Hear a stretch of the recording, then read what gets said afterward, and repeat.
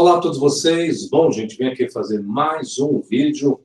Hoje o vídeo que eu estarei fazendo, na verdade eu já fiz dois, mas eu vou detalhar mais um pouco a respeito de Isaías capítulo 53, que algumas pessoas alegam que ali se trata da pessoa de Jesus, o servo sofredor. E vou fazer a leitura do esboço, vou parar alguns momentos e vou estar tecendo alguns comentários aqui. Vou compartilhar com os senhores. Eu vou desde o versículo 1 e vamos ver se é possível atribuir Isaías 53 à pessoa de Jesus. Vamos lá, senhores. Bom, vocês estão vendo o esboço aí na tela de vocês. Se algum de vocês tiverem problema em visualizar, é só clicar no botão aí e ampliar a tela, que dá para ver de uma forma bacana, tá? Outra coisa, vou fazer também questões paralelas, tá? Quando houver citação no Novo Testamento, Isaías 53. Um servo sofredor. Isaías 53, primeiro diz assim, ó. Quem creu em nossa pregação e a quem foi revelado o braço do Senhor, eu vou pegar alguns detalhes aqui, apesar que já está no meu esboço, tanto da Septuaginta, o grego aqui, e do texto hebraico, tá? Aí João 12:38 diz, para se cumprir a palavra do profeta Isaías, que diz, Senhor, quem creu em nossa pregação e a quem foi revelado o braço do Senhor, vamos entender essa expressão final, tá? Nós veremos aqui, ó, tudo que está vermelho é que eu vou destacar no texto, tá bom? Bom, o braço do Senhor, vamos entender isso.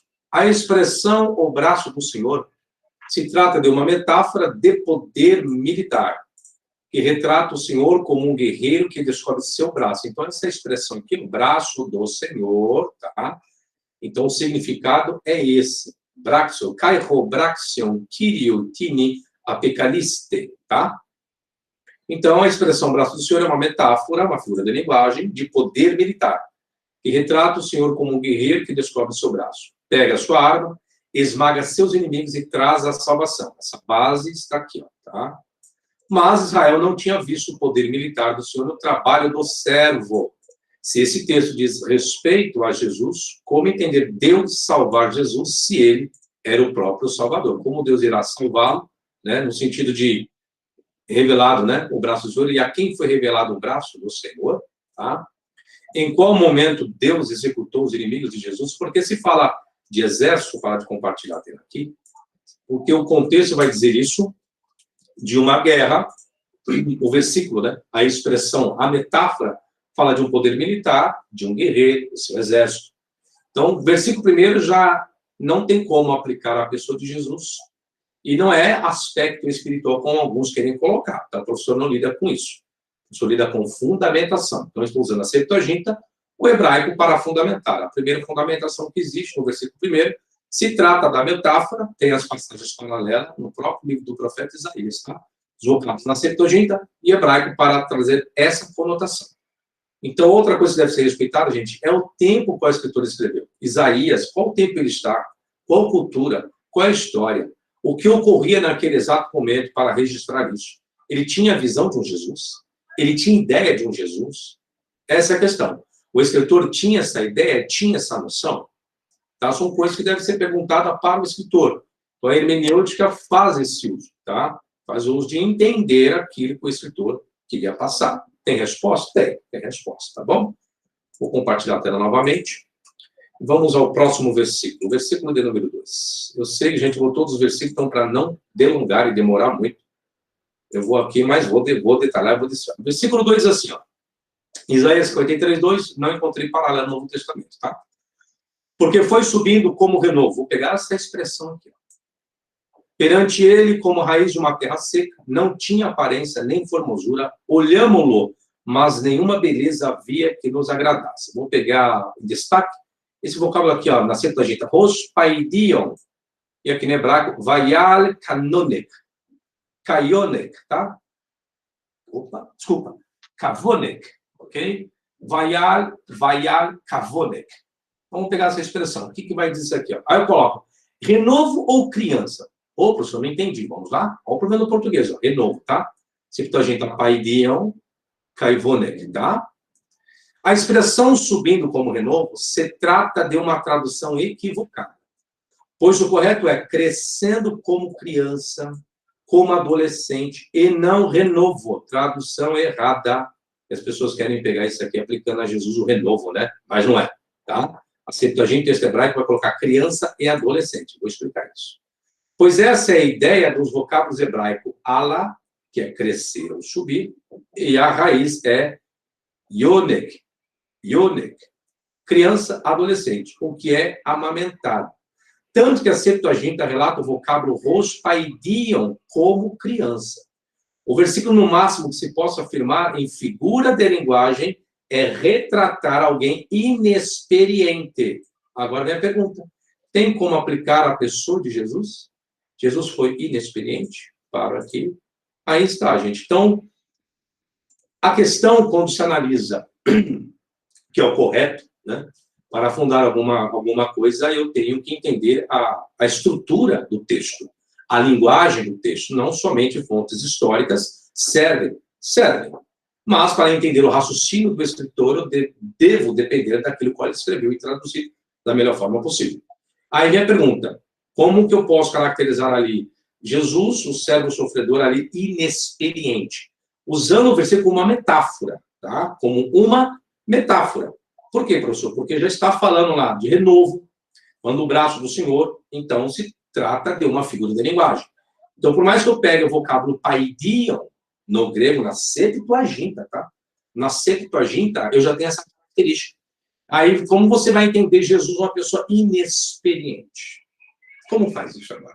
Hã? E que sentido? Entende? Se coloca que Jesus é o Filho de Deus, que ele sabia de muitas coisas, vamos tratá-lo como uma pessoa inexperiente? O versículo primeiro já não cabe aplicar a Jesus e nem o versículo segundo. Existem outros detalhes que eu vou colocar aqui. Tá? Vamos lá? Compartilhamento de tela novamente. E vamos ver o próximo versículo, não, o mesmo versículo ainda, para a gente detalhar essa questão. Tá? Tenham paciência um pouquinho, senhores. Aí vem o versículo falando do renovo da criança. Segundo passo, no mesmo versículo, Isaías 53, 2. Perante ele.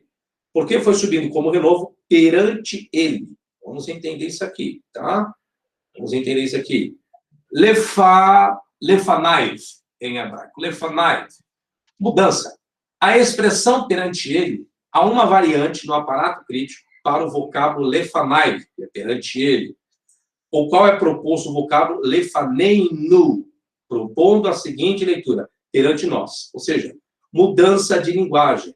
Porque foi subindo como não perante ele. Esse perante ele vai dar a entender que esse perante ele seria Deus. Errado, não é perante ele, erro de tradução. É perante nós, tá? Então, tanto que o aparato da Bíblia hebraica sobre Gatência vai dizer isso.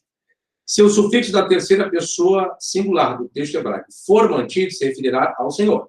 Mas a forma correta é perante eles, pela construção de todo o contexto, tá? Então, existe a variação aí.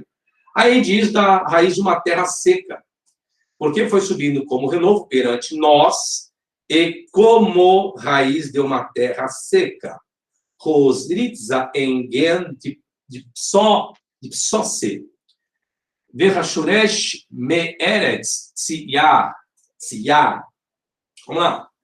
A expressão como raiz de uma terra seca se trata de uma metáfora a qual sugere aqui, ó, insignificância, a qual ligada à palavra criança ou adolescente do versículo anterior, que é o rospaidion, tá? Ou kaionek, se reforçará a sua inexperiência. Então, quando se fala uma raiz de uma terra seca, o que acontece? Algumas pessoas pegam essa expressão, que eu já vi, e vai pegar o restante do versículo e dizer, tá vendo? Isso aqui é quando Jesus foi crucificado, ele ficou desfigurado, com uma terra seca.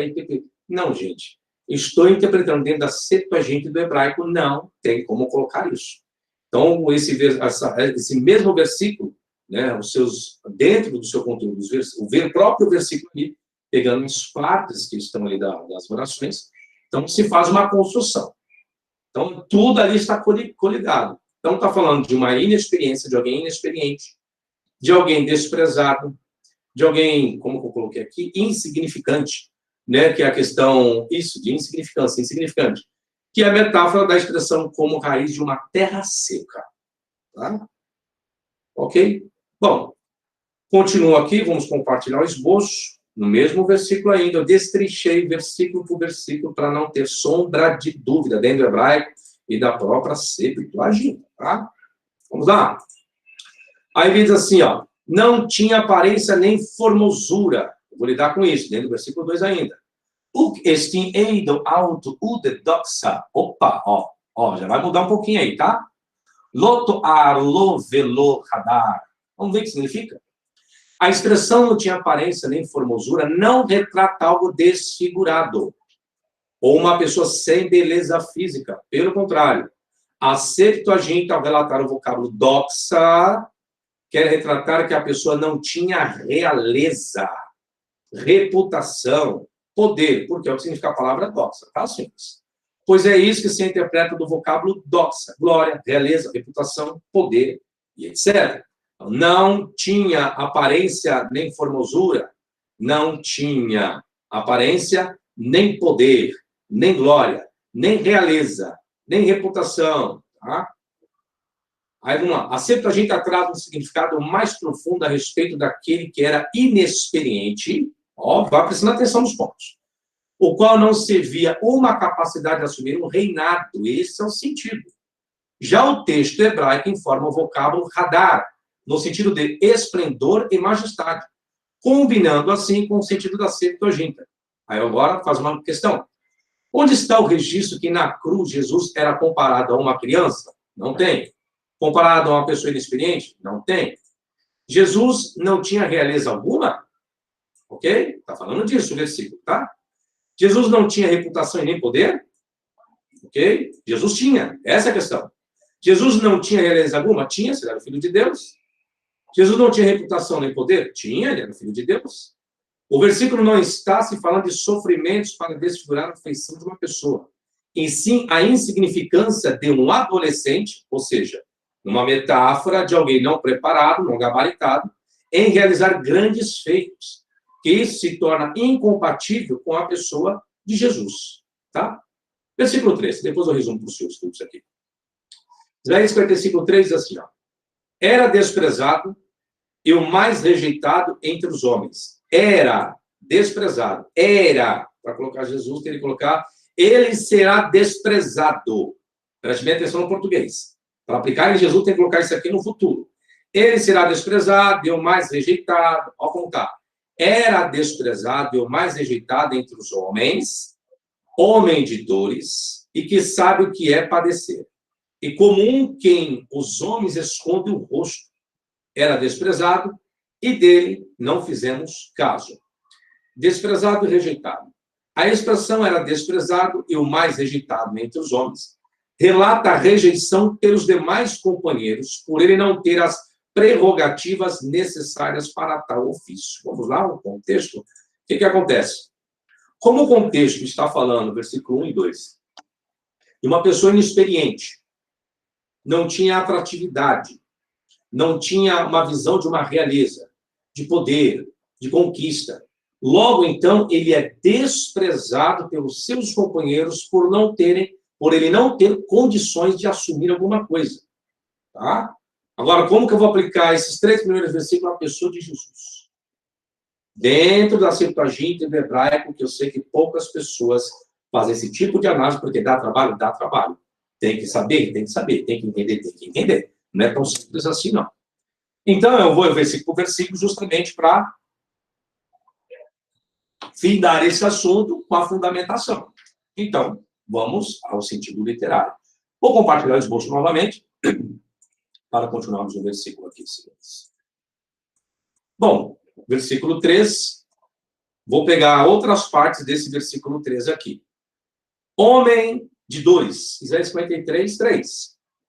Era desprezado e o mais rejeitado entre os homens, homem de dores e que sabe o que é padecer. Anthropos em pregechokai eidon ferem. Ish markovot veduar roli. Homem de dores. A expressão homem de dores relata sua dor e tristeza por sua rejeição. Tanto que é o sentido que o vocábulo hebraico mahov, tá? Mahov, relata. Entretanto, o texto hebraico colocará uma condição pior, pois a expressão hebraica vidua roli, essa expressão aqui, ó, aqui está aqui no próprio texto, tá? Essa expressão aqui, meu bem. relata o significado de familiarizado com doenças, tá? Como se o mesmo tivesse uma lepra para ser tão desprezado. Isso é o que o texto hebraico vai trazer, tá? Que, na verdade, a tradução em português não fizeram isso. Por isso que eu tenho que recorrer o quê? Às traduções mais antigas do que a tradução em português aqui.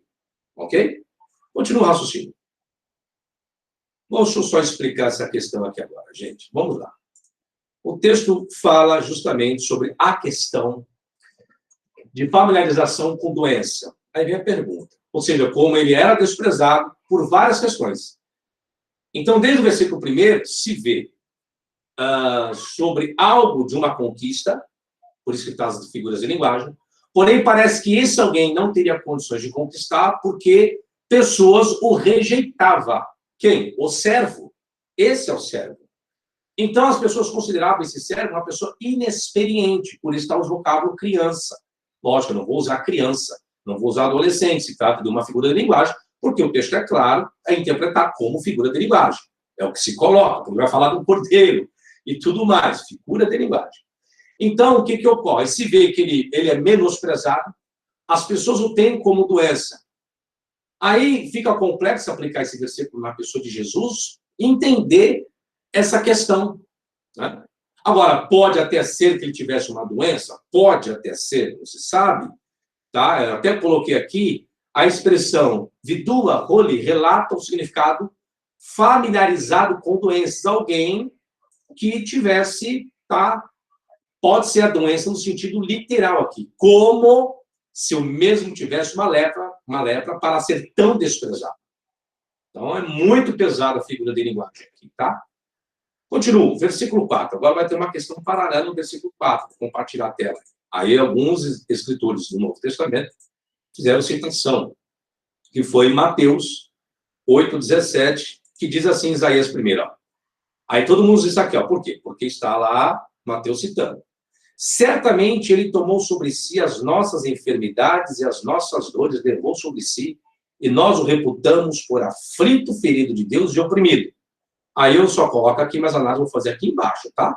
Aí Mateus, para que se cumprisse o que fora dito por intermédio do profeta Isaías, ele mesmo tomou as nossas enfermidades e carregou com as nossas doenças. Ele carregou com as nossas doenças. Vamos ver? Tomou ou levou? Vamos ver. Por quê? Mateus vai estar aqui, a gente vai ver. Ó. Mateus diz assim, ó. Ele mesmo tomou as nossas enfermidades. Em grego nós temos. Texto de Mateus, 8,17. Autos tas astenias rimam elaben. Olha o vocábulo aqui, ó. Elaben, tomar. Isaías, certamente, ele tomou sobre si as nossas enfermidades. Vamos ver se a Septuaginta vai utilizar o vocábulo elaben. Utos tas hamartias remam ferei. Hebraico. Achen halainuhu nasa umarco veno. Mateus registra que ele tomou as enfermidades. Tas, astenias, remam, elaben. O vocábulo tomar, elaben, usado por Mateus, elimina a possibilidade de que o próprio Jesus estivesse doente. Pois a Septuaginta faz uso do vocábulo fere, que é suportar. Então, suportar. Entretanto, o vocábulo hebraico nassa não registra o significado de tomar, e sim levar. Então, nós temos a Septuaginta suportar, levar, enquanto aqui coloca, Mateus, ele mesmo tomou as nossas enfermidades. Peraí. Vamos colocar diferente? Ele mesmo suportou as nossas enfermidades, que é a Septuaginta. Vamos pegar o hebraico agora. Ele mesmo levou as nossas enfermidades. Mas vamos colocar que é tomar. Tomar, gente, tomar, deixa eu falar aqui. Tomar retrata uma questão de brutalidade, de força. Tomar. Tem muita diferença entre suportar, levar e tomar. Tá? E tomar. Mas, colocando a questão aqui, o versículo vai dizer, ele mesmo tomou nossas enfermidades e carregou as nossas doenças. Eu não vou explicar isso aqui agora, que vai vir aqui embaixo. Essa questão que vai ser um pouco complicada aí sobre essa questão das enfermidades, tá? Deixa eu compartilhar a tela com os senhores, para os senhores entenderem mais raciocínio. Vamos veremos se esse versículo também se aplica à pessoa de Jesus. Analisando o texto hebraico e a Septuaginta. Vamos pegar nossas enfermidades. Continua no texto paralelo. Ele mesmo tomou as nossas enfermidades, tas astenias rimam. Isaías, as nossas enfermidades, Septuaginta, tas hamartias rimam. Opa! Mateus coloca asteneias, a Septuaginta coloca hamartias, já muda. E o hebraico vai colocar halaenu, halaenu, vamos ver? Significa? Quem está certo? Mateus registra as nossas enfermidades, tas asteneias rimam. O vocábulo enfermidade, asteneias, atestado por Mateus, é contrário à Septuaginta, que relata o vocábulo hamartias, pecado. Enquanto o hebraico registra halenu, doenças. Halenu, doenças. Tá? Então, ele levou o quê? Enfermidades, pecado ou doenças. Ok? Então, são coisas que tem que parar para analisar. Ele mesmo tomou as nossas enfermidades e carregou com as nossas doenças. Calma que eu vou chegar lá. Carregou nossas doenças. Vamos ver isso aqui agora, então? Ele carregou com as nossas doenças. Caitas nossos e bastassem. Isso é o que está no texto de Mateus 8,17. Isaías 53. E as nossas dores levou sobre si. Então, ele vai colocar Caiperi rimam e dinastai. E o hebraico, Nassá o marrovenu. Mateus informa a expressão carregou as doenças. Que é tas, nossos e bastassem. O vocábulo nossos, que significa doença ou enfermidade, não tem relação ao aspecto espiritual, no sentido de perdão de pecados. Então, quando fala aqui, ó, ele mesmo tomou as nossas enfermidades e carregou com as nossas doenças. Tá? Então, quando eu pego a expressão nossos, que é o que Mateus coloca aqui, ó, Mateus que está colocando é o professor, tá? Então, esse vocábulo não tem relação ao aspecto espiritual no sentido de perdão de pecados, pois o vocábulo é condicionado à questão de doenças ou enfermidades físicas, tá? Já a Septuaginta relatou a expressão caiperi rimo odinatai, e as nossas dores levou sobre si. Ou seja, a Septuaginta fala de angústia, que é a tradução do vocábulo odinatai. Dores no sentido da opressão que a nação estava passando, ou o servo estava passando. Entretanto, o texto hebraico relata a expressão e de nossas dores ele suportou. E não que levou, ele suportou, mas não levou. Entendendo que Jesus levou lá na cruz, tá? Não tem como colocar isso dentro do hebraico. Pois o verbo dores está no construto. O hebraico trabalha com voz absoluta e construta, tá? Em hebraico. Portanto, a raiz verbal mahov, tratada no sentido figurativo, você fala das dores das pessoas, não suas enfermidades ou doenças. O mesmo que dizer que ele incorporou as dores de alguém. Tá? Versículo 4, omissão de Mateus. Isaías 53, 4, diz assim, certamente ele tomou sobre si as nossas enfermidades, as nossas dores, levou sobre si. Aí existe isso aqui, ó, só que Mateus omitiu, tá? E nós o reputamos por aflito, ferido de Deus e oprimido. Aí Mateus coloca assim, ó, para que se cumprir isso que fora dito por intermédio do profeta Isaías. Ele mesmo tomou as nossas enfermidades, carregou para as nossas dores. Ou seja, Mateus ele não conclui a leitura, porque isso aqui é a leitura toda do versículo. Ele acaba omitindo o que diz a Septuaginta e o que diz o texto hebraico. Vamos ver essa questão da omissão? O escritor do Evangelho de Mateus não atestou o final do versículo que diz, e nós reputamos por aflito, ferido de Deus e oprimido. Por qual razão? Por qual razão será que Mateus omitiu? Seria uma contradição, pois todos os pesares sobre a pessoa se tinham que era uma justiça de Deus em ferir e oprimir a pessoa. Por isso que não existe essa complementação do Evangelho de Mateus, porque se coloca isso, o que vai acontecer? Vai colocar o quê? Que Deus se tinha que era uma justiça de Deus em ferir algo propositado de Deus e oprimir a pessoa. Enxergar Jesus aqui seria muito complicado. Resumindo, embora Mateus 8,17 seja uma tradução possível de Isaías 53,4, não se pode dizer corretamente que o versículo do Novo Testamento capta o verdadeiro sentido do texto do Antigo Testamento. Em Isaías, o servo sofre vicariamente, carregando enfermidades em si mesmo.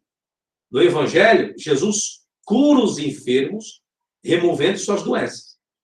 Onde está o registro que Jesus carregava doenças? Não existe, porque é isso que o versículo está falando aqui, tá? Quando fala sofrer vicariamente, é em prol de enfermidades, não é em termos de pecado. Onde Jesus carregava a doença? Ele carregava ou curava? Onde está o registro que ele carregou os pecados de alguém? Carregou o pecado de alguém. Onde está esse registro? Ele carregou ou perdoou? Aqui, ó.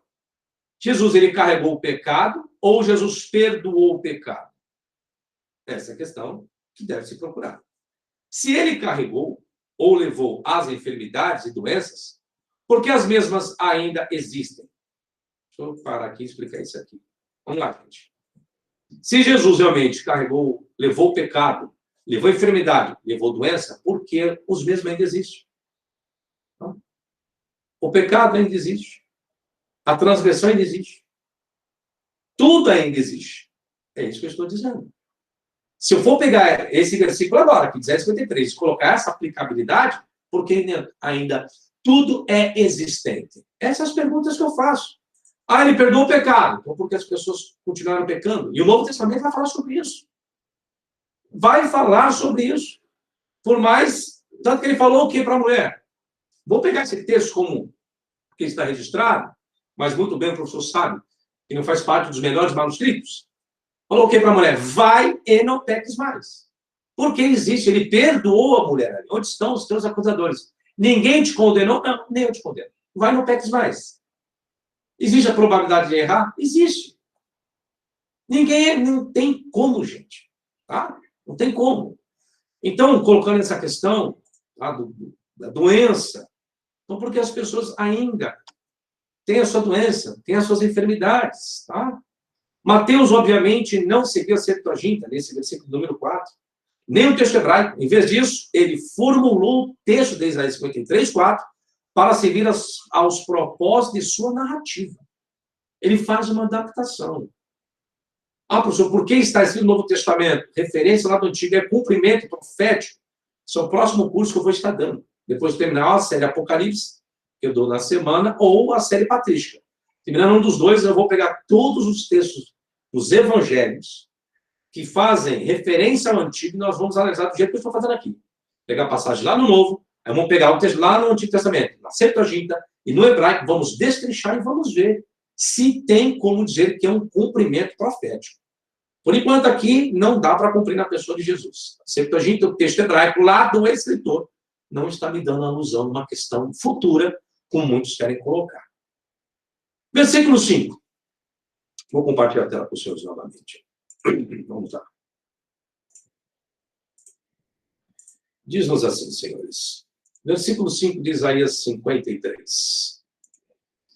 Mas ele foi traspassado pelas nossas transgressões. Opa!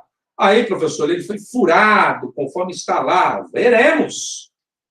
E moído pelas nossas iniquidades. O castigo que nos traz a paz estava sobre ele. E pelas suas pisaduras fomos sarados. Quem não conhece esse versículo de qual está o Tiago, né? Vamos pegar a primeira expressão aqui, ó. Ele foi traspassado pelas nossas transgressões. Tá? Autos de traumatismo, né? E traumatiste diatas anomias remam. Verua meholal mipashaenu. Transpassado ou não? Vamos ver? Alguns fazem uso do texto de João 19:37, que diz, e outra vez diz a Escritura, eles verão aquele a quem traspassaram, como cumprimento de Isaías 53:5. Então, as pessoas vão pegar esse texto de Isaías 53:5 para falar, tá vendo? O cumprimento foi em João 19:37, porque está escrito. Entretanto, o texto aqui para cumprimento profético não é aqui de João 19:37, não é Isaías, tá? É Zacarias 12:10. Então, já começa por aí. Então, essa referência aqui, ó, e outra vez diz a Escritura, eles virão aqueles a quem traspassaram, não é Isaías 53. A referência é Zacarias 12:10, tá? Mas, aí o que o professor faz? Para ficar bacana. Mesmo que fosse, vamos colocar então, que lá em João 19:37, a referência não é Zacarias, a referência é Isaías. Vamos ver o que vai acontecer agora? Mesmo que fosse Isaías 53:5, a referência de João teria outros problemas. Pois o Evangelho de João relata o vocábulo ekenetion, que tem o sentido de perfurar ou apunhalar profundamente, com uma lança ou espada.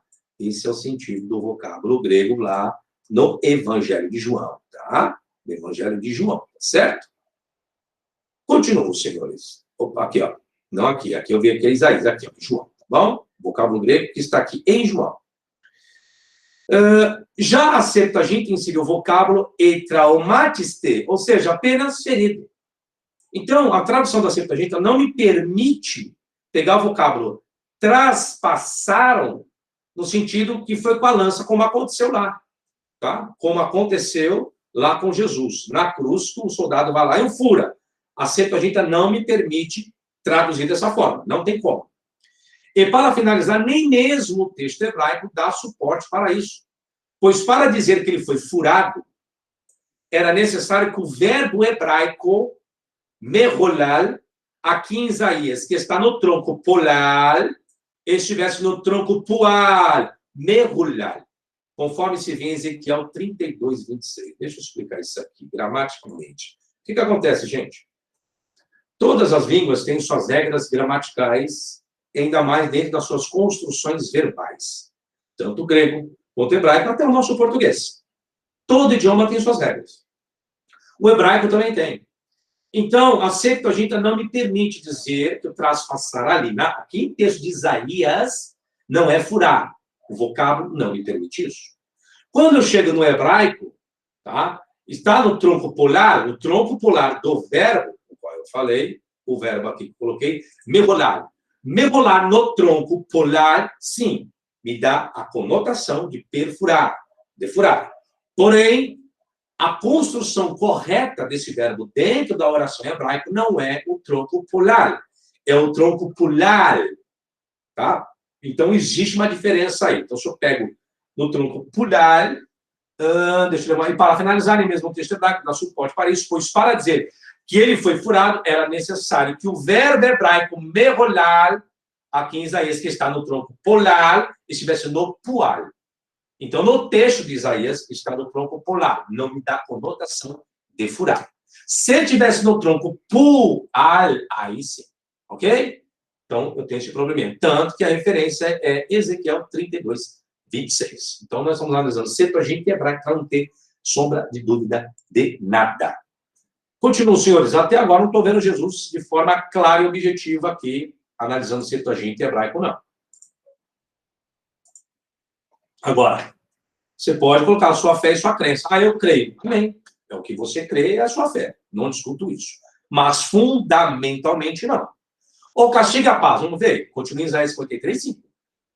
Mas ele foi traspassado pelas nossas transgressões e moído pelas nossas iniquidades. O castigo que nos traz a paz está sobre ele. Vamos pegar esse aqui, ó. Mesmo versículo de Isaías 53, 5. Não pode isolar. Tem gente que está aí e isola.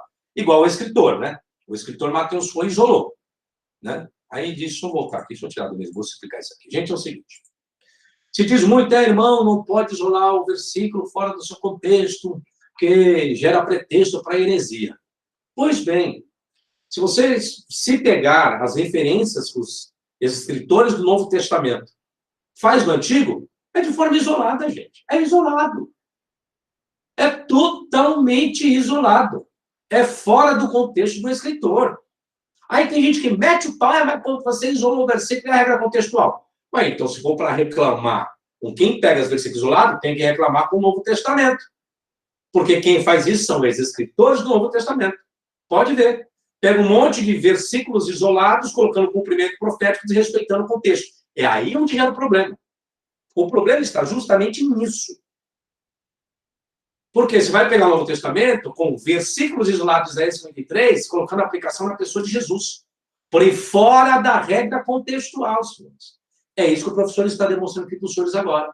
Estou interpretando versículo por versículo na Septuaginta e no hebraico para provar, dentro do contexto, que não tem como aplicar a pessoa de Jesus. Fundamentalmente, historicamente, não tem como. Agora, pela fé e pela crença, aí cada um coloca o que quiser. Certo?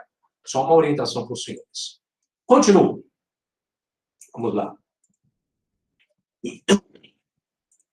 Vamos lá. Isaías 53, 5, que diz-nos assim: mas ele foi traspassado pelas nossas transgressões e moído pelas nossas iniquidades. O castigo que nos traz a paz estava sobre ele. Demon paideia erenes rimam epiantu, mussar shlomenu alaif. O castigo, ó, português, aqui, ó, português, o castigo. A expressão castigo que nos traz a paz estava sobre ele tem alguns problemas de tradução. Seria melhor inserir instrução e não castigo, pois é o que a Septuaginta atestou no vocábulo paideia, que significa treinamento, instrução, disciplina. Ou seja, o versículo quer retratar em uma figura de linguagem uma criança que precisa de instrução para adquirir o que lhe fora proposto. Esse é o sentido. Então, a instrução que nos traz a paz está sobre ele. Tá? Seria o sentido melhor dentro da Septuaginta. A paz. O vocábulo paz, shalom, aqui é um construto de resultado, ou seja, a instrução que resultava a paz. Esse é o sentido. Aí eu vou colocar agora aqui, aplicar na pessoa de Jesus, esse versículo que as pessoas colocam. O castigo que nos traz a paz estava sobre ele, pelas suas pisaduras fomos sarados. O castigo que nos traz a paz, paz do quê? A morte e ressurreição de Jesus trouxe paz? Trouxe. Ei, gente, vamos pegar agora, vamos colocar Jesus aqui no versículo 5, cara. Coloca aí no versículo 5.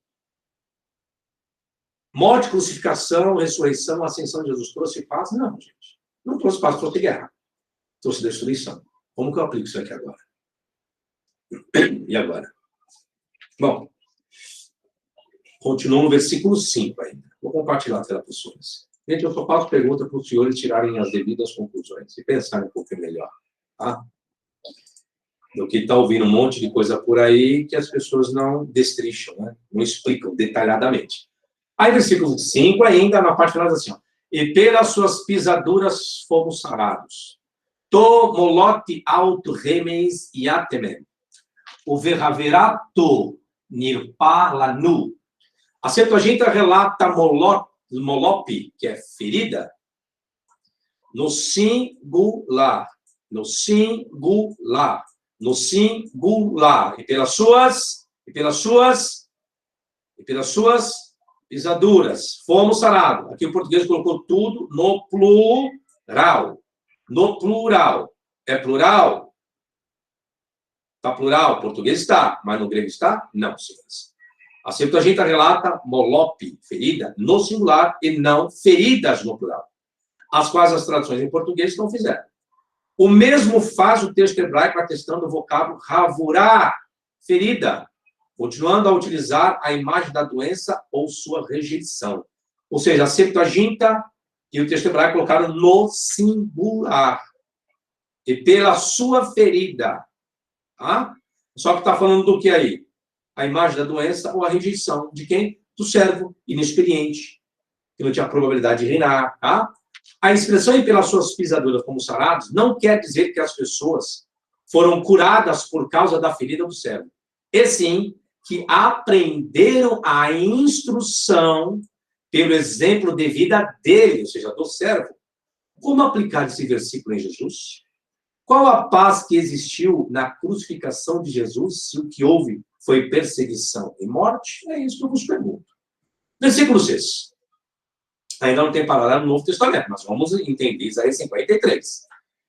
Todos nós andávamos desgarrados como ovelhas, cada um se desviava pelo caminho, mas o Senhor fez cair sobre ele a iniquidade de todos nós. O Senhor fez cair sobre ele.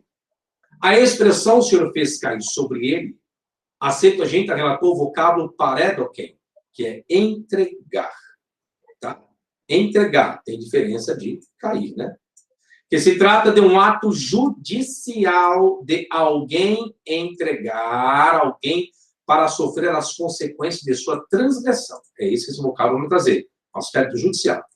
O problema no texto é referente à expressão nós todos. Tá? Nós todos. Em outras palavras, o escritor estava se referindo às outras pessoas que não fossem os judeus, se a iniquidade de todos estava sobre ele, então não se deve exigir mais nada de ninguém. Simplesmente assim. Versículo 7. Opa, agora vai ficar bom. Agora vamos analisar Mateus 26 com Marcos e Lucas. Deixa eu parar aqui, voltar aqui. Isso aqui é o versículo mais utilizado pelas pessoas que dizem assim, tá vendo, irmão? Ele foi como uma ovelha muda ao matadouro. E repete isso variadamente, várias vezes. Isso é um chavão de muitas pessoas que eu sei. Por quê? Porque está atestado em Mateus, Marcos e Lucas. Vamos entender isso? Vamos entender isso na íntegra para realmente entendermos essa relação, a forma que está inserida? Vou compartilhar a tela e preste bem atenção. Vocês veem que eu estou indo versículo por versículo, grego, hebraico, tudo aquilo que deve ser feito. Vamos lá. Mateus 26, 62 ao 64. Marcos capítulo 14, 60 ao 62. E Lucas 22, 60 ao 70. Não vou ler porque a análise eu faço embaixo, tá? Mas deixa eu ver se eu vou fazer a leitura aqui. Vou fazer, vamos lá. Assim, diz assim, vamos lá. Vou ler Mateus, tá, gente? E levantando seu sumo sacerdote, perguntou a Jesus, nada responde ao que eles depõem contra ti? Jesus, porém, guardou em silêncio. Depois vamos pegar esses detalhes aqui. E o sumo sacerdote lhe disse, eu te conjuro pelo Deus vivo, que nos diga se tu és, aí por aí se vai. Marcos, levantando seu sumo sacerdote, no meio, perguntou a Jesus, nada responde ao que eles dispõem contra ti? Ele, porém, guardou em silêncio e nada respondeu. Aí, o que as pessoas falam para dizer que é cumprimento? Olha o que eu estou fazendo aqui, isolando o versículo, gente, ó. Isolando o versículo. Isso é isolar. Vamos ver o contexto todo do capítulo aqui, de ambos. Logo que amanheceu, reuniu-se a assembleia dos anciãos do povo, tanto os principais sacerdotes como os escribas. Eu conduzi tal, se és tu, não sei o que lá, por aí se vai. Então, aqui, Mateus vai colocar, ficou em silêncio, mas aí a pessoa fala, tá vendo aí, ó, cumprimento. Gente, não isole versículo, respeite o contexto. Vamos ver?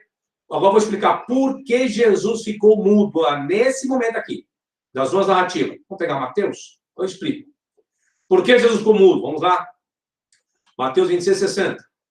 E não acharam, mesmo capítulo, apesar de se terem apresentado muitas testemunhas falsas, mas, esse mas aqui do que virá agora não tem nada a ver com esse aqui. Olha a conjunção coordenativa adversativa aqui, tá? Mas, afinal, compareceram duas afirmando. Afirmando o quê? Ele disse. O que Jesus disse? Posso destruir o santuário de Deus e reedificar em 3 dias. E levantando seu sumo sacerdote, perguntou a Jesus. Agora vem a explicação. Ó. Nada respondes ao que esses depõem contra ti? Jesus, porém, guardou em silêncio. E o sumo sacerdote lhe disse, eu te conjuro pelo Deus vivo, quem nos diga, se tu és o Cristo, o Filho de Deus. Agora, por que Jesus ficou mudo, professor? No julgamento ele ficou mudo? Não, gente, ele não ficou mudo 100%. Ele ficou mudo por causa dessa verdade aqui. Jesus não admitiu a verdade. Verdade, professor? Olha o que João 2,18 diz. Perguntaram-lhe, pois, os judeus. Que sinal nos mostras para fazer estas coisas? Jesus lhe respondeu, destruí este santuário e em 3 dias o reconstruirei. Jesus falou isso para quem? Para os judeus. Professor, mas aqui Jesus falou do corpo dele. Não. Não é isso que vai dizer. Vamos ver? Replicaram os judeus. Em 46 anos foi edificado este santuário e tu em 3 dias o levantarás. Ele, porém, olha a nota do editor. Isso é do editor. Isso não é a fala nem de Jesus, esse versículo 21, e nem a fala dos demais. Ele, porém, se referia ao santuário do seu corpo. Quando, pois, Jesus ressuscitou dentre os mortos, lembraram-se os seus discípulos de que ele dissera isso. E creram na Escritura e nas palavras de Jesus. Ou seja, isso aqui é nota do escritor. Não tem nada a ver nem com a fala de Jesus e nem com a fala, tá? Tanto que aqui fala de tempo, porque é que as pessoas, os judeus, vão indagar. Replicaram os judeus. Em 46 anos foi edificado este santuário, que é o templo, não tem nada a ver com o corpo. E tu em 3 dias o levantarás? Então, quando diz que... Deixa eu parar aqui. Então, quando diz que lá as pessoas querem pegar esse texto de Isaías, capítulo de número 53, e o versículo de número 6 ainda não, ainda vai entrar. Ainda vai entrar. Cada como vê desviar do nosso caminho. Não, mudo, ainda vai entrar no mudo. Já até pulei aqui, já parei logo aqui. Então, eu vou falar, a nada da palavra de Jesus ficou mudo. Ficou mudo por causa daquela situação. Deixa eu só fazer minha leitura aqui. Vamos lá. O que se vê é o velho ditado: quem cala consente. As duas testemunhas não mentiram. Elas falaram a verdade. E João confirma isso. Aí, por isso que João ficou mudo. Essa afirmação... Deixa eu compartilhar aqui para os senhores acompanhar a minha leitura, tá? Do esboço aqui. Vamos lá. Esboço, pronto. Essa afirmação e não acusação. Elas não acusam, elas afirmam que Jesus fica em silêncio. Ou seja, Jesus não quis admitir que tivesse falado sobre isso, pois o texto de João é claro. Tanto que os judeus questionam a impossibilidade, pois o templo tinha levado 46 anos para a sua construção. Aí vem lá, replicaram os judeus.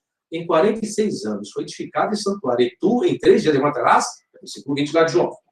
Lembrando que Jesus, ao falar sobre a destruição do templo e sua edificação, não se referiria ao corpo, e sim ao templo. Entretanto, o escritor do Evangelho dá um jeitinho de mudar a narrativa, colocando que Jesus falava sobre o seu corpo. Ele, porém, se referia ao santuário do seu corpo, no versículo 21 de João. E se vê que esse versículo é uma nota explicativa, pois os judeus que o indagaram não receberam essa informação. Então, é um verdadeiro jeitinho que existe, né? Então, para adaptar o que se quer, vai criando jeitinho. Até os evangelistas fizeram o mesmo com as passagens do Antigo Testamento, isolando os versículos, tirando do contexto original, tá? E aplicando do jeito que eles quiseram. É isso que foi feito no Novo Testamento, e não tem como tampar o sol com a peneira. Me desculpem, gente. Me desculpem. Então, é difícil. Mas o versículo está lá, tem que ver o contexto. Como que é texto sem contexto, é pretexto para heresia. Pois bem, então os evangelistas escreveram um monte de heresia. Porque isolaram o versículo para dizer que é cumprimento na pessoa de Jesus, tirando do contexto. É isso que o professor Fábio está fundamentando e provando aqui. O contexto de Isaías, o contexto, o capítulo todo. Não tem como aplicar. Eu não posso usar um versículo para agradar as pessoas por causa da sua fé e crença. Não posso fazer isso, tá? Versículo 8. Diz assim: por juízo opressor foi arrebatado. Português. Ente tapeinos sem recrisis autu erte. Mitzotzer o mimishpat. A opressão. A expressão por juízo opressor assume que o vocábulo min aqui tem um sentido instrumental, por, através de, no hebraico, e compreende a expressão meotzer, o mishpat, coerção e decisão judicial. Como a Endia diz, que significa decisão judicial coercitiva, assim um julgamento injusto. Ou seja, houve um julgamento aqui. Por juízo, o opressor foi arrebatado, ou seja, foi morto. Tá? Só com o termo errado de arrebatamento aqui. Vamos lá. Tempo devido à descendência. Versículo 8 ainda estou.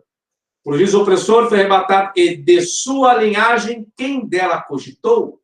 Vamos pegar isso aqui, interessante, tá? Tem genea auto tem diegesseta.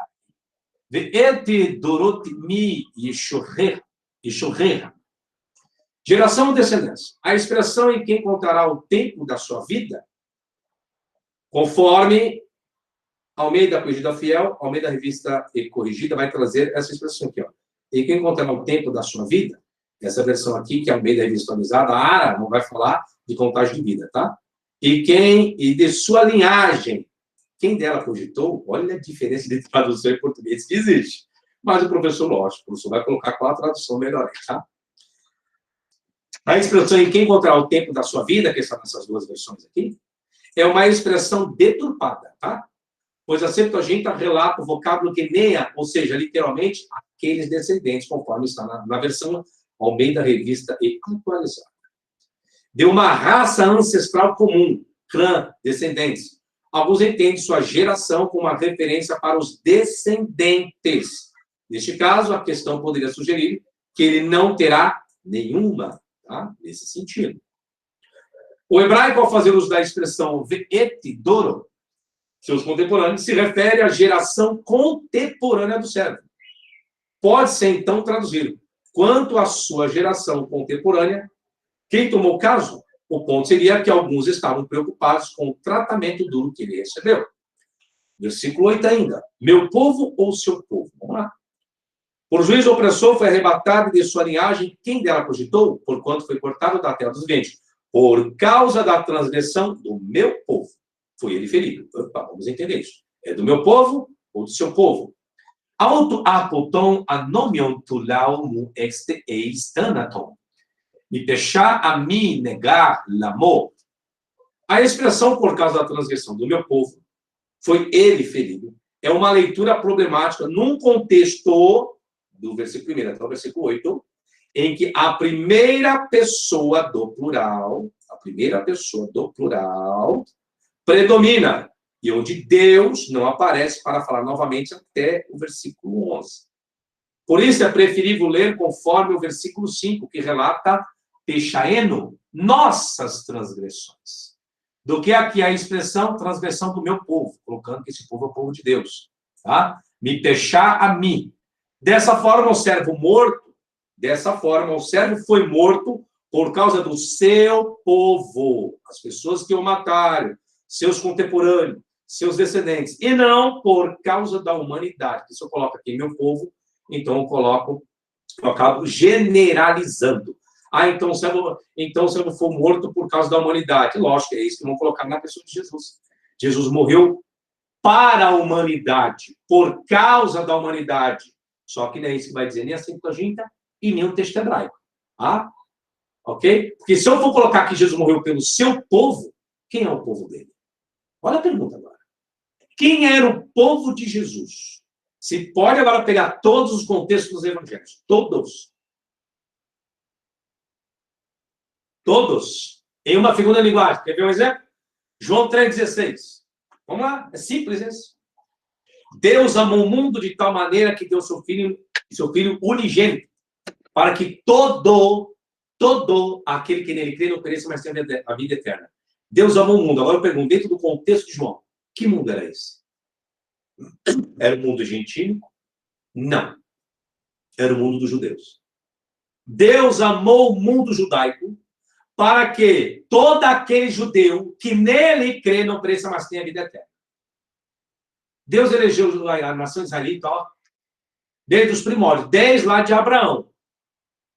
E segundo a Bíblia, saiu matando todas as outras nações para priorizar o seu povo exclusivo, a descendência de Davi. E João, quando está batizando quem? No Rio Jordão. Quem era o povo que vivia ali? Povo de quem, gente? Eu vim no meu próprio nome, vocês não me receberam. Virá em outro em seu próprio nome, vocês não receberão. É judeu, gente. Infelizmente. Isso é regra contextual. Tá? Por isso que eu estou falando, tem que tomar cuidado em pegar relações paralelas e colocar lá no Antigo Testamento que é a pessoa de Jesus. Aí onde que entra o gentil nessa história? Continua o raciocínio. Compartilhar a tela aqui, vamos lá. Vamos lá. Ou seja, Deus matou o servo não por causa da humanidade, mas por causa da descendência dele. Aplicando a pessoa, Jesus se pergunta. Mas vem a pergunta agora, vamos pegar esse versículo. Quais foram os descendentes que Jesus deixou? E de sua linhagem? Quem dela cogitou? Hã? Jesus deixou descendente? O texto está falando sobre isso. Deixou? Não sei. Eu quero saber. As pessoas pegam 10:53 para falar que é a pessoa de Jesus. Versículo 9. E puseram a sua sepultura com os ímpios e com o rico na sua morte, ainda que nunca cometeu injustiça, nem houve engano da sua boca. Todo mundo esse versículo aqui, né? Caidoso tus poderus antites tafes autu. Vai tem etiroshaim rechaim que virou. A expressão impuseram sua sepultura com os ímpios é um pouco problemática, pois a Septuaginta relata o vocábulo poneros, malfeitores, enquanto que o texto hebraico relata rechaim, criminosos. Tanto que o evangelho, tanto que os evangelhos, preste bem atenção nesse detalhe, eu achei interessante, não fazem uso da palavra ímpio. Você não vai encontrar isso nos evangelhos, a palavra ímpio. A palavra para ímpio é acedes, que é irreverente, perverso, e não tem nos evangelhos. O qual não é atestada nos evangelhos, figurando os dois ladrões lá da cruz, tá? Aí as pessoas querem pegar. E puseram a sua sepultura com os ímpios. Novo Testamento não faz uso da palavra ímpio, tá? Não faz uso. Bom, porque quando você fala de ímpio, você entende o quê? Judeus. Meio complicado, né? Mas continua. Lógico. Se for pegar no sentido de malfeitores, aí sim, ó, olha, sempre a gente colocou, ó, toneros, malfeitores. Já o hebraico, rechaim, criminosos, beleza. Tá? Mas o português aqui está errado, porque essa palavra nem nos evangelhos existe a palavra ímpio. Continua, senhores. A omissão. Aí Marcos vai colocar que é cumprimento. E cumpriu-se a escritura que diz, com os malfeitores foi contado. Ó, Marcos 15, 28. Lucas 23, 37. Pois vos digo que importa que se cumpra a mim que está escrito. Ele foi contado com os malfeitores, porque o que a mim se refere está sendo cumprido. Em outras palavras, gente, deixa eu explicar isso aqui para os senhores. Essa referência de Lucas 22, 37, não está fazendo referência no ato da crucificação de Jesus, tá? Depois os senhores podem pegar Lucas 22, 37. Jesus está lá no monte, orando com os discípulos, quando chega Judas, o traidor, aí se faz essa citação.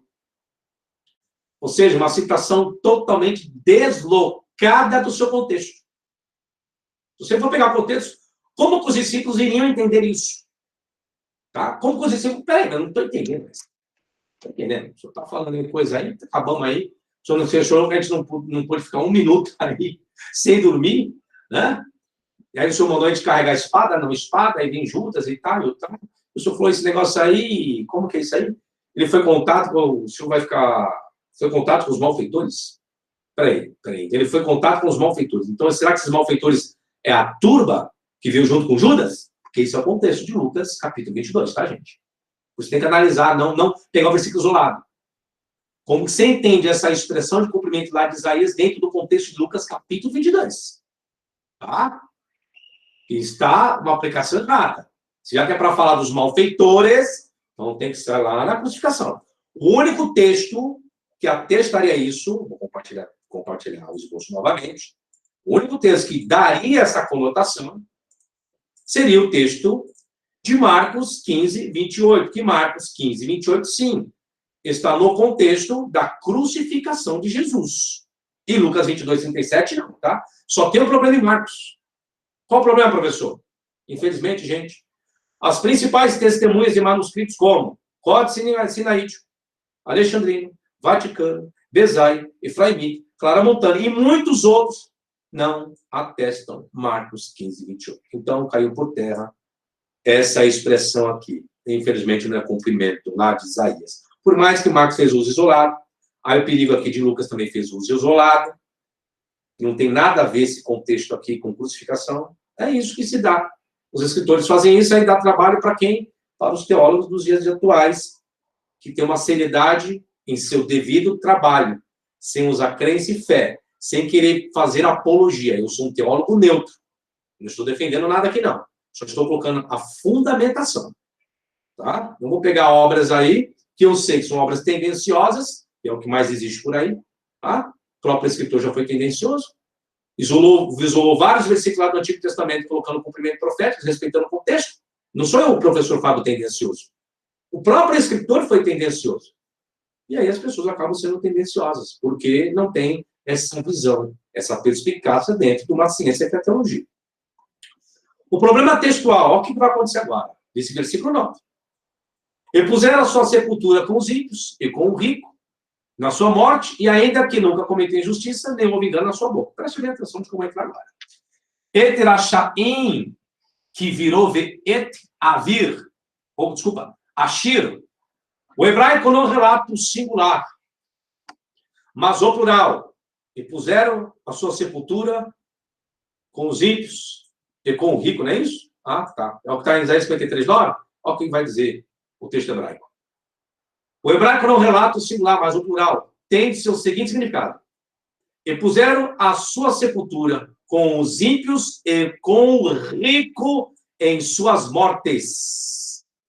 O português colocou aqui, ó, sua morte no singular, e com o rico na sua morte. Ou seja, vou explicar isso aqui para compartilhar a tela. O que acontece aqui, senhores? Quando se coloca isso, fala, então é cumprimento profético, é 53:9, professor. Porque os dois ladrões ficaram ali. E Jesus foi para a sepultura do rico. Isso é o que está registrado lá. Lá, no Novo Testamento. Se fizer análise paralela, Isaías 53:9, dizendo que Isaías 53:9 é o cumprimento lá no sepultamento de Jesus por José de Arimateia, vai ter dor de cabeça. Por quê? Vou explicar o porquê. Quer ver como não tem como fazer isso? Vamos lá, compartilhar a tela novamente. Os senhores lerem juntamente comigo o meu esboço da análise que eu fiz do hebraico, da construção do hebraico. Diz assim, fala da sua morte e com o rico na sua morte. Então ele foi crucificado com os dois ladrões. Aí José de Arimateia, que é o homem rico, na morte de Jesus, colocou na sua sepultura. Ok. Vamos ver como fica a construção aqui no hebraico? Fica assim, ó. Aqui, ó. O hebraico não relata o singular, mas o plural, tendo seu seguinte significado. Olha como ficaria o versículo. E puseram a sua sepultura com os ímpios e com o rico em suas mortes, aplicando tanto aos criminosos quanto ao rico. Ou seja, se coloca 3 e não 2 mortos. Como aplicar o versículo na pessoa de Jesus? Onde está o registro que sua sepultura foi colocada com os ímpios e ricos em sua morte? Onde está o registro da morte de um rico? Não tem. Isso é o que diz o texto hebraico, tá, gente? Em Isaías 53:9. Versículo 10. Todavia, ao Senhor agradou Moelo, Kaikires buletai katarissai, Adonai hafetz dako. Vamos ver o que vai significar essa questão de Moelo. Katarissai, da Septuaginta. Agradou a Moelo. A expressão o Senhor agradou a Moelo é complexa no versículo, pois a Septuaginta atesta o vocábulo katarizo, que literalmente se tem limpeza completa para uso sagrado. Lavar, limpar. Vamos entender esse Moelo? Vamos lá, está no português, mas vamos ver. No sentido figurativo, você fala de limpeza ritual, tornando alguém limpo. Em outras palavras, a ideia de Deus fazer uma oferta em reparação de pecado é estranha. Deus fazer uma oferta em reparação de pecado é estranha. Tá? Esse é o sentido. Vamos lá, é o que diz a Septuaginta. Aqui, expiação pelo pecado, mesmo versículo. Quando der ele a sua alma como oferta pelo pecado, desplegues e andote peri hamartias retisiki rimon, intashin achar, achan nafsho. Nafsho, isso. Quando sua alma se puser para expiação do pecado. A oferta parece ser algo que o servo faz depois de seu sofrimento. Imagine colocar Jesus aqui e Jesus vai fazer uma oferta depois do sofrimento dele, depois da crucificação. É complicado, né? Mas vamos lá. Isso relata uma oferta de reparação como parte do ritual para alcançar a limpeza cerimonial. O servo foi retratado no início com um quadro grave. A doença, que é a metáfora lá para os efeitos do pecado do povo. O separou de Deus. No entanto, se vê que a separação não é definitiva. A reparação é feita e ele voltará a experimentar a favor do Senhor. Experimentar a favor do Senhor. Não tem nada a ver com Jesus, não tem aplicado, porque aqui está falando de sacrifício, de pecado, disso e daquilo. Isso ele fazendo após, tá? Após. A descendência. Ainda no versículo 10 ainda. E essa é a parte final, ó. Verá a sua posteridade e prolongará os seus dias, e a vontade do Senhor prosperará nas suas mãos. Obstai sperma. Olha que vocábulo interessante assim, a gente. Esperma. Não precisa nem falar, né? Esperma. É isso, é o vocábulo grego, tá? Obsetai sperma. Macrobion kai buletai kyrios felen. Yereze, aqui, ó. Zera. Olha a esperminha hebraica aqui, ó. Zera. Airecha yamin vechitz Adonai beadu itzla. Vamos lá. A expressão verá sua posteridade se refere a descendentes, ou seja, filhos. Não filhos espirituais, tá? Não tem nada a ver com filhos espirituais aí. Não quero espiritualizar o texto. Mas sim filhos carnais. Pois a Septuaginta atesta o vocábulo esperma, que significa prole, descendência. Como se vê o uso do vocábulo em Mateus 22, 24. Mestre, Moisés disse, se alguém morrer não tendo filhos, seu irmão casará com a viúva e suscitará descendência, ou será esperma, ao falecido, físico, não espiritual. Além do mais, o hebraico inseriu o vocábulo zera, que tem o mesmo sentido que a Septuaginta, como se vê em Gênesis 38, 8. Então, disse Judá Onã, possui a mulher de teu irmão, cumpre o levirato e suscita descendência. Zera, teu irmão, filhos. Agora vamos lá. Como aplicar o versículo na pessoa de Jesus? Onde está o registro dos filhos de Jesus? Onde está a descendência de Jesus após sua crucificação? Onde está o registro que Jesus fez um sacrifício em prol do seu pecado perdoado? São as perguntas que eu vos faço, Senhor. Cadê os filhos de Jesus? Gente, isolar o versículo, você fala o que você quiser. Quando se isola um versículo da Bíblia, se fala o que quiser, porque você tira do contexto, você tira da ideia, você tira da ciência, você tira do raciocínio do escritor. Me pegue Jesus aí dentro, como todo mundo fala. O servo sofredor de Isaías 53 é Jesus. Agora pergunta, cadê os filhos de Jesus? Esperma e zera é filho, é esperma, gente, não é filho espiritual. Me encontrei agora, tanto que a palavra esperma e a palavra zera se dá o sentido de semente. Mas semente para quê? Semente daquilo que cria, daquilo que nasce, daquilo que procria. Você pode pegar a palavra esperma no Antigo Testamento, na Septuaginta vai estar aplicada a semente. Aí Deus, no Gênesis, pronto. No Gênesis, que dê semente, não sei o que lá. A mesma coisa. Mesma coisa. Esperma é isso, semente. É o que dá a vida, é o que nasce. É o sentido físico, não é espiritual. Vou continuar de bolsa aqui, senhores. Depois eu trago a aplicação. Vamos lá.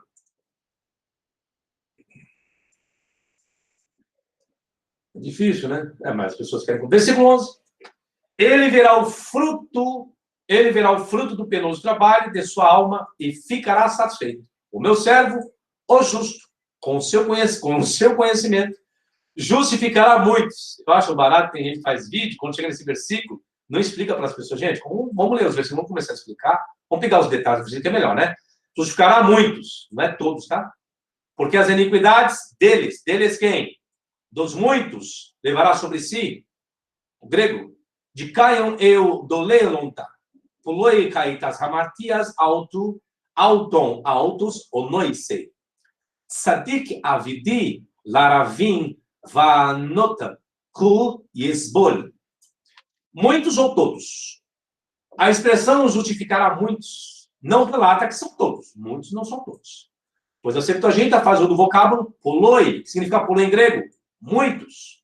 E não se trata de uma totalidade. Tanto que o texto hebraico relata o vocábulo laravim. Laravim em hebraico é muitos, numerosos. Não é todos. Havendo, assim, concordância entre ambos, entre o hebraico e a Septuaginta. Portanto, o servo levaria a iniquidade de muitos, e não de todos. Como aplicar o versículo na pessoa de Jesus? Como entender Jesus ter ficado satisfeito se ele justificou a muitos e não todos?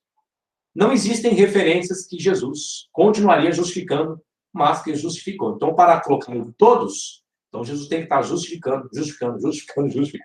Mas não existe um registro que Jesus continuaria justificando, mas que justificou. Tá? Então, gente, não tem como colocar Jesus aqui também, volta. Justificará muitos, porque as iniquidades levará sobre si. Não. A iniquidade, se colocar Jesus aqui, eu vou colocar Jesus aqui agora, nesse versículo. Jesus levou a iniquidade de todos? Não. Segundo, se eu colocar aqui a aplicação de Jesus, não. Jesus levou a iniquidade de muitos. Então, resta todo mundo lascado. Todo mundo tem que saber quem são esses muitos. Por isso que eu falo que aplicar Jesus aí, vamos interpretar, vamos dentro do contexto de Isaías. Vamos ver se cabe Jesus aqui. Continuam, senhores. Versículo 12, o último. Por isso, eu lhe darei muitos como a sua parte, e com os poderosos repartirá ele o despojo. Olha que lindo esse versículo. Porquanto derramou sua alma na morte, foi contado com os transgressores, contudo levou sobre si o pecado de muitos, e pelos transgressores intercedeu. Ok. Vamos pegar essa explicação aqui. Kaiton, skiron, merei, skila, ve'eti, atsumi, erhalek, shalal. A expressão com os poderosos repartirá os despojos é de tamanha equivalência em seu fechamento na narrativa, pois esclarece o fim do servo, que sofreu, foi abandonado, maltratado e agora recebe a recompensa. Quem? Ele? Não. Sua descendência? Uma recompensa espiritual? Não. O versículo relata uma vitória diante de uma guerra, não uma guerra espiritual, mas terrena. Pois o uso da Septuaginta é em fazer uso do vocábulo skiron para conotar os poderosos, que significa skiron na Septuaginta. O hebraico, o vocábulo atsumim, também poderoso, não trata de algo espiritual. Tem como aplicar em Jesus? Bom, para aplicar na pessoa de Jesus é necessário que Jesus tivesse tido um exército, ter ganhado uma guerra, para assim compartilhar dos despojos, lá com os poderosos. Deixa eu parar aqui e explicar isso aqui. O final do versículo vai falar dos despojos. Despojos de guerra. Houve a guerra, do que das pessoas morrerem e ficar os tesouros das pessoas que morreram, se repartia. Tanto que Abraão dá o dízimo para Melquisedeque, segundo a Bíblia, é dos despojos de guerra. De guerra no sentido literal. Aí eu vos faço a perguntinha para a gente fechar isso aqui. A palavra despojos está conectada à guerra terrena e não espiritual. Pois os despojos era aquilo que se ofertava dos espólios da guerra. Mas onde está o registro de Jesus e o seu exército lutando? Vencendo e partilhando os despojos? Quem foram esses poderosos que está no texto? Ele repartiu os despojos com os poderosos. Afinal, Jesus levou o pecado de todos, kol, que é o vocábulo todos em hebraico para todos, ou de muitos, ravim. E por quais pecadores ele intercedeu? Está o versículo final aqui. Não intercede mais. Então, gente, o que acontece? Quando fala-se de despojo, fala de guerra, no sentido literal. Todos os versículos de Isaías, capítulo 53, dentro da regra contextual, usando o Septuaginta hebraico, impossível de aplicar à pessoa de Jesus. Impossível. Impossível. Agora, para alguém aplicar, tem que desconstruir a Septuaginta, o que diz a Septuaginta e o que diz o texto hebraico. Aí se diz qualquer coisa, como eu falei. E outra forma para dizer que é isolar versículos. Tomem muito cuidado com pessoas que querem fazer comparação isolando. Por isso que eu vou dar essa palestra. Eu vou pegar todas as referências dentro dos 4 evangelhos que fazem citação do Antigo. E vamos ver se tem o mesmo sentido semântico, senhores. Vamos ver se o que Mateus, Marcos e Lucas e João registra de citação lá no Antigo Testamento é aplicado para aquele período no qual eles estão escrevendo. Esse é o próximo curso que o professor Fábio falou. O professor vai pegar o texto lá dos evangelhos, junto com o grego lá, se for necessário, aramaico e hebraico, pego também, e vamos comparar com o Antigo Testamento lá, com a Septuaginta, com o texto hebraico. Vamos ver se procede. Por isso que tem que tomar muito cuidado, gente. Primeiro, para afirmar alguma coisa com o cumprimento do Antigo Testamento no Novo, é necessário desconsiderar a intenção que o escritor tinha naquela época ao escrever o seu registro, desconsiderar o seu contexto temporal, cultural, qualquer contexto daquela época que existia. Tá? Essa é a questão. Então, muito cuidado, muito zelo. Aqui está mais uma aula para os senhores. Existe o conteúdo restante.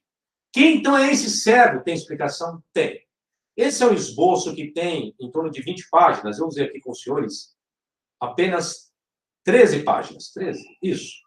Usei apenas 13 páginas com os senhores. Tem mais 7 páginas que é só explicação histórica fundamentada de quem era esse servo de Isaías 53, tá? E aí tem todos os relatos. É lindo demais. Quem quiser, está lá no meu site, professorfabiosabino.com.br. Sucesso, até a próxima. Ó, não se esqueça, se inscreva no meu canal, ative o sininho para receber as devidas notificações. Quer ser membro? Se você for membro do meu canal agora, lá no nível 1, membro do nível 1, vou fazer isso agora. Se você for membro do meu canal nível 1, entre em contato comigo, professor, me tornei membro do seu canal, já mando esse esboço gratuitamente para você. Ok? Seja membro lá no meu canal, já mando esse esboço para você. Você vai ter todo o conteúdo completo. Porque lá no meu site, o valor é outro. Mas como membro, um valor inferior para os senhores me ajudarem e eu ajudar os senhores também. Tá certo, gente? Muito obrigado pelo carinho de vocês. Até a próxima aí. Tchau, tchau.